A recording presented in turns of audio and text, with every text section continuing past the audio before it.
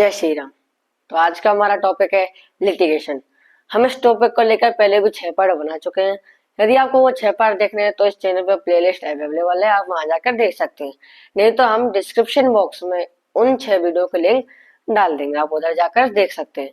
तो हम अपने टॉपिक की तरफ चलते हैं। इस टॉपिक में हम 2 चीज डिस्कस करने वाले हैं। एक होती है अपील एक्सेप्टेड और अपील अनएक्सेप्टेड, यानी कि अपील कबूल होना और अपील नकारी जाना। ठीक है, अब ये अपील है क्या? अब अपील एक कानूनी प्रक्रिया है जिसमें कि यानी कि डिस्ट्रिक्ट कोर्ट के फैसले को ना मानकर या फिर ऐसे कह सकते उसके खिलाफ जाकर उच्च यानी कि हायर कोर्ट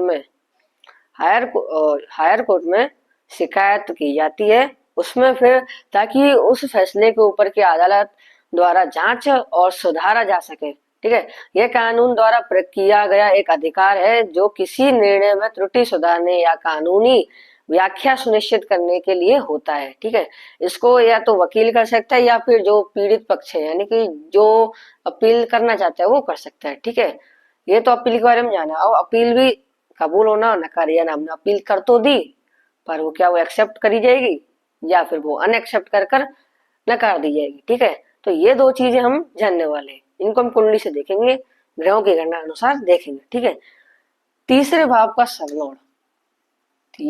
सबलॉल प्लस महादशानाथ, अंतरदशानाथ और प्रत्यंतरदशानाथ। ये जो अपील वाला क्वेश्चन है ये मेनली प्रश्न कुंडली का है।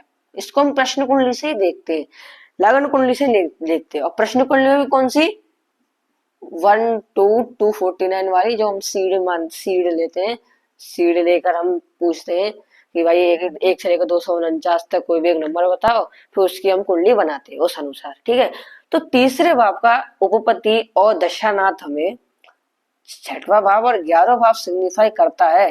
तो हाँ ठीक है भाई, अपील तुम कर दो, वो एक्सेप्ट कर ली जाएगी। ठीक है, तुम्हारा कोई मतलब तुम्हारा समय व्यर्थ नहीं होगा। ठीक है, तो तुम कर दो अपील। ठीक है, अब दूसरा क्या नकारी है ना, कि हम अपील भी कर दें, हमारा टाइम भी खराब हो, डिसीजन पेंडिंग में हो जाए और फिर भी बाद में लास्ट में आके वो नकार दी जाए। ठीक है, तो अनएक्सेप्ट कर दी जाए।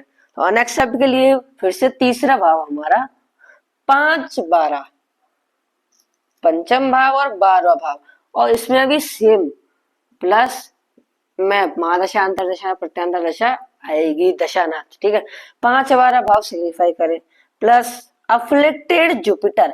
अच्छा, अगर हम देखें तो बुध यानी कि जो मरकरी है वो तो है लॉयर, और जो जुपिटर है वो है जज। कहीं कहीं जगह पे सूर्य सन को भी हम जज मान लेते हैं। ठीक है, तो ये जो है वो जुपिटर वो है जज। ठीक है, कभी कभी हम सन को भी मान लेते हैं।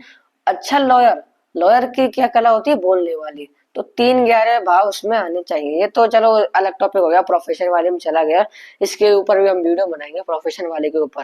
ठीक है, तो जज जो होता है वो जुपिटर से देखते हैं हम। तो यदि गुरु खराब होगा, हम किसी को भेजेंगे कोर्ट में वहां पे एक हाई पोजीशन पे जज भी तो होगा ना, तो अफ्लिक्टेड गुरु यहाँ पर दशानाथ में आ जाए, अफ्लिक्टेड गुरु दशानाथ में आ जाए प्लस 5-12 भाव सिग्निफाई और कर दे, तो फिर तो कंफर्म है कि भाई नकारी जाएगी, तो मत करो अपील। ठीक है, यानी कि अपील एनएक्सेप्ट होगी ही होगी। ठीक है, ये कॉम्बिनेशन हमने आपको बताया था कि अपील का कबूल होना और अपील नकारी जाना, और हमने अपील के बारे में थोड़ा सा बताया था कि अपील होती क्या है। ठीक है, तो ये सारी चीज हमने आपको बताई है आज। जय श्री राम।